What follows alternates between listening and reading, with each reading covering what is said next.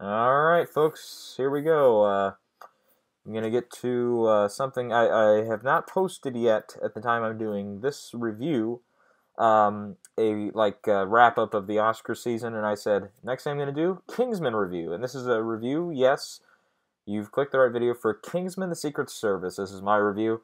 It's actually the first review I've done, first of all, in this style. It's the first one I've done ever.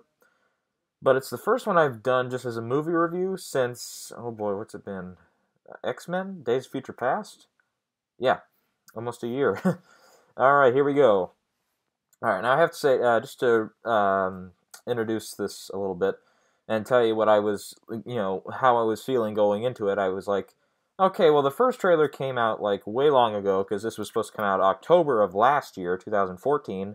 Then they pushed it to February of this year, and I was, first I'm like, well, October is not exactly a great place to start, and moving it to February, I smell trouble. But then I was like, well, who's the writer's director? This is Matthew Vaughn. This is the guy who brought us X-Men First Class, Kick-Ass. Yeah, I mean, he's a wonderful director. I mean, what went wrong here? He's got a good cast. He's got Colin Firth, Samuel L. Jackson, Michael Caine, Mark Strong, an alumni of Kick-Ass. And yeah, it's like, what went wrong here? And like the first trailer came out, and it's mostly, for the most part, it's a pretty. I got the feeling of it's got a few comedy spots in here, but it looks more serious than anything else. And I was like, well, it looks like the Samuel Jackson villain character might have a couple of fun spots here and there. But otherwise, it looks like just a mostly meh serious kind of action film. So I was like, I don't think so, no. And then it got pushed to February, so I'm like, oh, I'm definitely not seeing it then. Well, sure enough, here around January, when the campaign for it started to pick up again, all the commercial ads, trailers and stuff. All of a sudden, there was this trailer that came out that was kind of a longer trailer, and it was an Red Band trailer. And so it had a lot of kind of more vulgar laughs than the first trailer did. I was like, oh, this is an R-rated like comedy action film, and like the comedy bits really worked in the trailer. So I was like, okay, I think I'm, and of course at this time, I mean, this was the first movie I've been to since, oh boy, probably Selma, back in January. So this is like the first one in over a month that I saw in the theater. So it was like, I haven't been to the theater for a long time. Might as well, for me, it's a month is a long time. It's like, might as, it looks like fun, sure, why not? And for the most part, it was a pretty fun and enjoyable movie. With its faults, though, I have to say, there's been a lot of people who've been saying what Kick-Ass was to the comic book film, this is to the spy film. I disagree. Kick-Ass was a lot more funny. Even though it's adapted, these are both like adapted from comic books. Kick-Ass felt more original, um, you know, and this felt a little bit more like, they mentioned a lot of 70s Bond films. This felt like a more vulgar version of a Roger Moore James Bond film. And yeah, so this doesn't, Kick-Ass kind of in a way reinvented the wheel for the comic book movie. This does not reinvent the wheel for the spy movie, I don't think. And on top of it, most of its jokes land, some of them better than others. Um, and overall, I think the action scenes are fairly well choreographed. And some of them are, like, there's one scene, and of course, most people know what I'm talking about who have seen the film. There is one scene of extreme violence and killing that's about a minute, or it's not even, it's like 3 minutes long of just one character going around killing everybody in the location he's at. And that scene was like, wow, that felt like a scene from Kick-Ass. Then I'm like, okay, I can see Matthew Vaughn has directed this, yes. Then I was like, okay, now we're talking. And that was a fun scene. It was a violent scene, sure, but it was like if the whole movie were kind of like this instead of going, because the movie kind of felt like it was shifting tones all the time. It was trying to be funny, and then it was trying to be really serious, and then it was trying to be really, really action filled, and it just, for me, I couldn't get that proper balance. At least the proper balance that I expected from the trailer. Um, I would not classify this even as an action comedy. Well, the first two acts especially are more of a lighter action film. The third act, that's when the comedy bits really start to kick and really hit harder than they did before. But there is, I'll tell you, there are three big things working for the film. First one I've mentioned already. The jokes that land are fairly hilarious. Samuel L. Jackson in general, just his villain character was outstanding.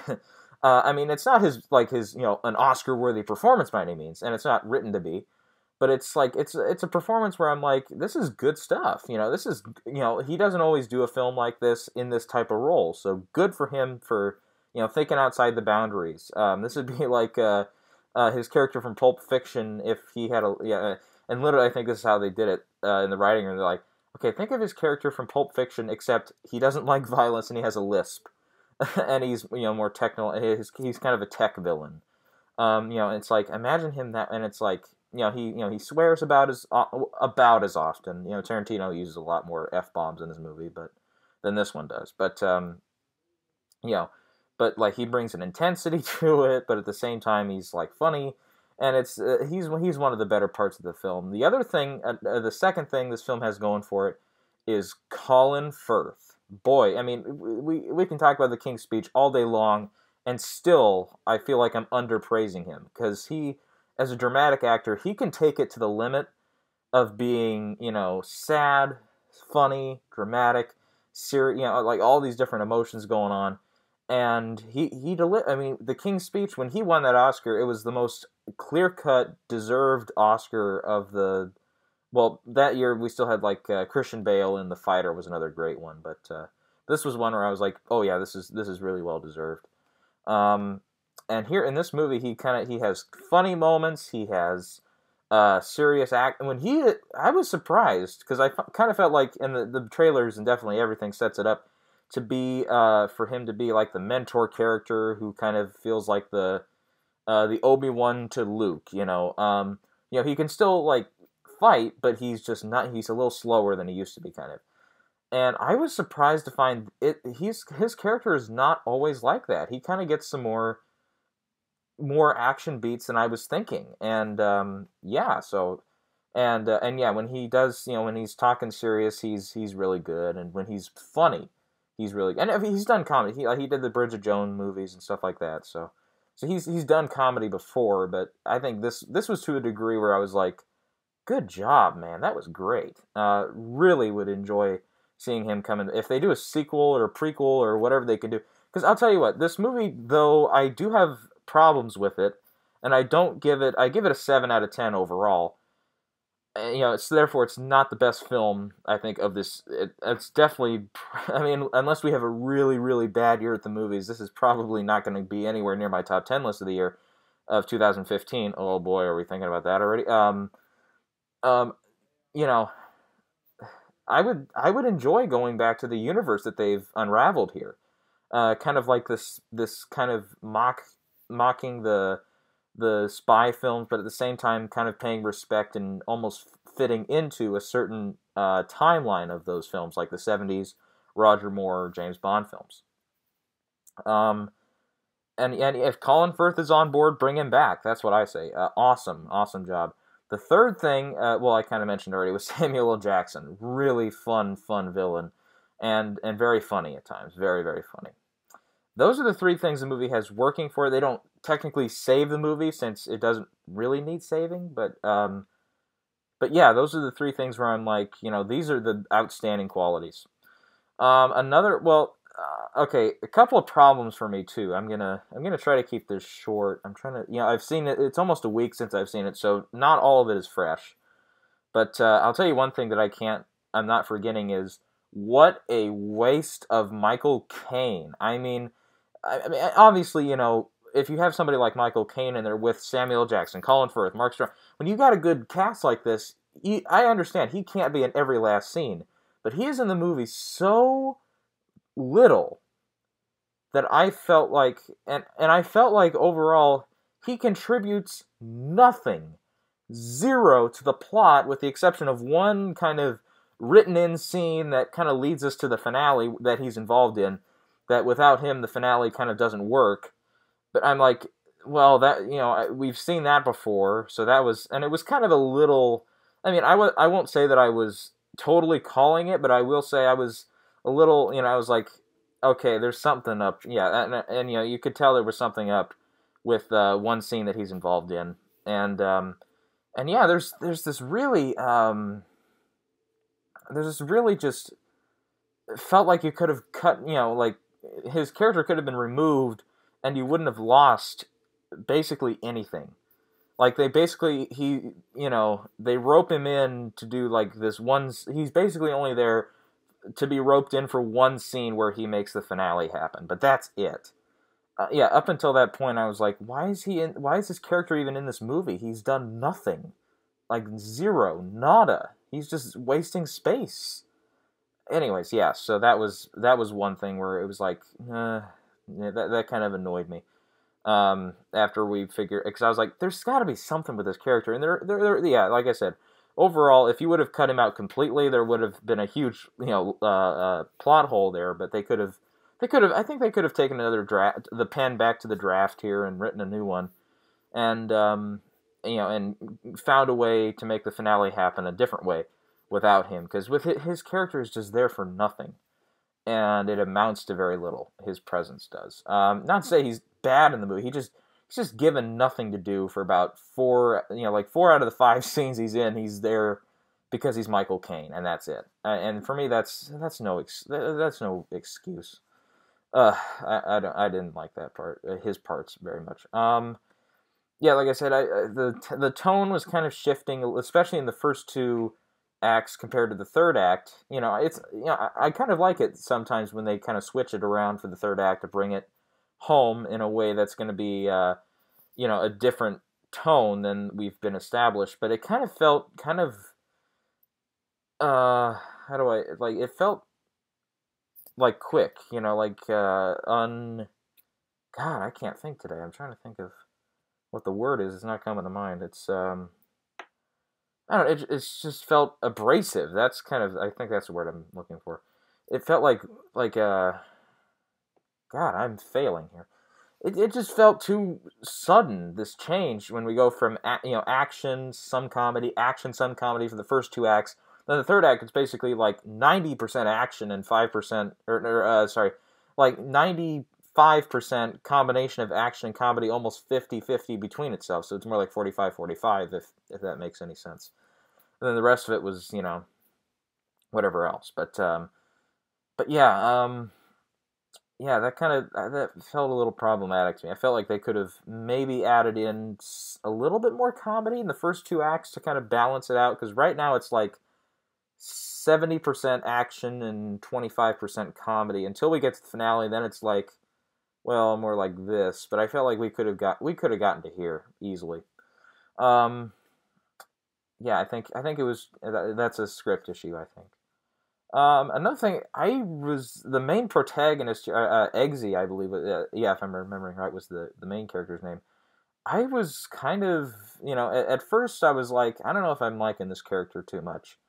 And by the end, he almost feels like he's transformed into a different person by the finale. Because in the first part, he's kind of like a wisecracking thief, and at the same time, he's also he's a relatable character, and he means well and all that. He's just kind of a rebel sometimes. I don't know, I feel like the transition from him going to here to be this kind of, suave British gentleman, it was, they led up to it, and then they kind of broke it off, and then all of a sudden he's there. It kind of feels like, oddly enough, I'm comparing it to Star Wars, it kind of felt like Luke, he's like, by the end, at the end of Empire Strikes Back, you're like, well, Luke's not quite a Jedi yet, and then in Return of the Jedi, the first shot, it's like, he's a full-fledged Jedi. How the hell did that happen? It kind of feels a little bit like that, actually. That's actually not a bad comparison. It feels like, he's, like he's getting there, and then he springboards into it, within 5 minutes later, I don't know, that was another script issue, I think, but, yeah, and his performance is fine, I think, and his acting is fine, but that's a script issue. Yeah, I enjoyed Mark Strong's character quite a bit. There's a little bit of, and I won't spoil it by any means, flat out. But I will say there's a little bit of threat to animals in the movie that felt like a huge. I don't. I won't say uncomfortable. It made me feel uncomfortable. It made me feel like I don't know. There was a way where I was like, wow, that's kind of for this action comedy you're kind of going for here. That's a really rough transition that happened there. There was it was kind of going pretty comedic there. This is toward the middle of the second act, like right after, well, right before the third act starts, I should say. There's a scene of pretty, where it feels like the comedy beats are getting better and better, and more frequent, and then all of a sudden there's this dry scene where it's like where an animal or two is threatened, and you're like, what? And it was a really really rough transition. I think transitions is the main word here, and how rough they are. Um, you can do that. Like, there's one scene that does it really well, where we have this kind of, like I was mentioning, this huge, violent scene in the beginning of the review. I was talking about this hugely violent scene, and then we go to a completely different tone after something happens, and it's funny. And I felt like it's a rough transition, yes, but this one worked way better than the other ones did. So I feel like that's what they were kind of going for, was these rough transitions to make, for comedic effect, but it only worked once, and that was about it. Um, yeah, but yeah, like I said, the final act with the action scenes and the comedy, it's very good, and it's really fun to watch. And then yeah, there's kind of some scenes here and there with like the training and stuff that are kind of more fun than not, and I don't know. It's a mixed bag. It really is. I would probably give this an 8 if it was a little more balanced, maybe a 9. But right now I'm looking at it's at about a 7 right now. And I might see it again, maybe. I mean, to kind of, now that I know what's coming, I might have a different reaction to some certain, like the animal threatening scene. Maybe I'll have a different reaction now that I know it's coming.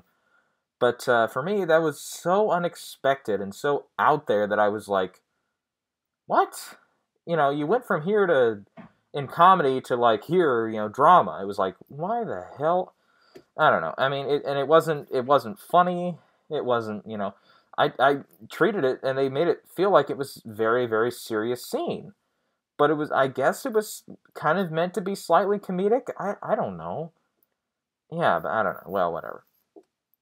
But there was one thought that kept going through my mind, and that is, well, especially with the choreography, some of these action scenes are like strangely crafted to the point of like a James Bond film, and I know that's what they were going for, but it felt like the modern James Bond film with the action. I mean, and maybe it was just the contemporary language and thrown in there and stuff, but I don't know. It felt like outtakes of the Skyfall action scenes, with a couple of them. So I was like, Matthew Vaughn, if he's not up to anything after this, might as well go over to do some Star Wars, or not. If he's not doing Star Wars, sorry. If Sam Mendes is ready to move on, I wouldn't be too, if he's got a good vision, and Matthew Vaughn usually does, go to a James Bond film. That sounds like a lot of fun. But keep it, with what they've been doing with like Skyfall, and I guess what Spectre is going to be. By the way, Spectre, I don't think I've mentioned that yet. Good title. Good title.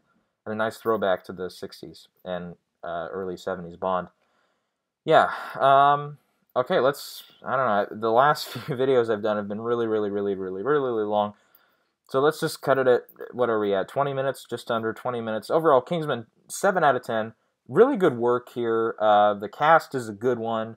Good performances. Fun villain. Action scenes are pretty good.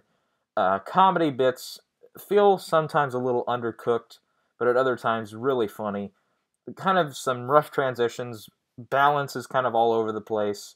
I can't talk right. Yeah, so, but I think, compared to what else is out there, SpongeBob, 50 Shades of Grey, this is pretty good entertainment. I think, I mean, as long as you're ready for it, I think this is, I wouldn't take like a 13 or 12-year-old to this, but I would take, if you're like 15, 16, and you got a parent to go with you, sure, go for it. Yeah. All right, let's end it there. Have a good one.